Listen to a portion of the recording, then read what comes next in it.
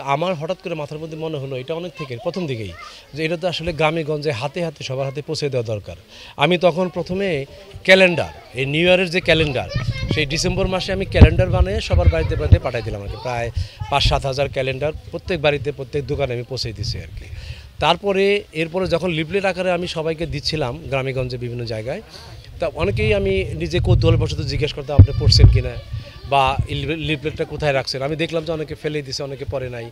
তখন আমার মাথায় আসলো যে আমি কিভাবে আমার লিফলেটটা তাদের মাঝে রাখতে পারি এবং তারা পড়তে পারে। তখন আমি চিন্তা করলাম আমি এটাকে একটা সিস্টেম করে দেই যে কারণে তারা রাখবে এবং তাদেরকে আমরা বোঝাইলেও তারা এটা ফেলবে না এই কারণে যে পড়া হয়ে গেলে অনেকে ফেলে দেয়। কিন্তু আমি কি করলাম, আমি এটার পাশে এই দুইটা কুপন বানাইছি। একটা কুপন আমি নিয়ে যাই, একটা কুপন আমি রেখে যাই।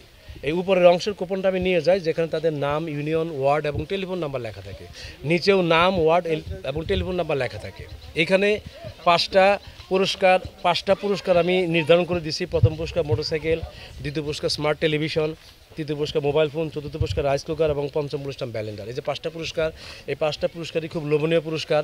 তো যারা এটা আমরা দিচ্ছিলাম, এটা প্রচার করতে করতে যেটা হলো সেটা হচ্ছে এটা মহিলারা খুব পছন্দ করছে। ওনারা বাসায় খুব সুন্দর করে রেখে দিচ্ছেন এবং ফিল আপ করে করে আমার বাসায় এসে এসে তারা কুপন দিয়ে যাচ্ছেন।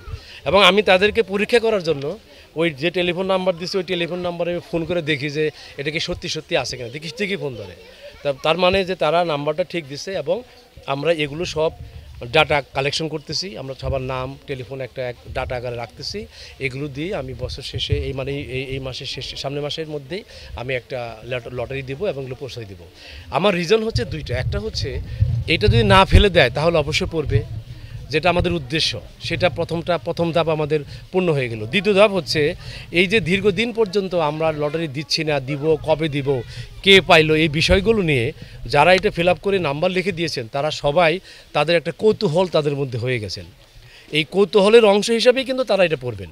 আর এখন আমরা যেটা করতেছি, আমি এবং আমার দলের সমস্ত নেতাকর্মীরা সবাই এটাকে প্রচার করতেছেন। আমি তো দিচ্ছি যে সবার কাছে আগেই পৌঁছে দিচ্ছি, এখন সবাই প্রচার করতেছেন। দুটো মিলে আমাদের যে উদ্দেশ্য এই লিফলেট দেওয়া, সেই উদ্দেশ্যটা আপনার পূরণ হবে, সেটাই ছিল আমার উদ্দেশ্য।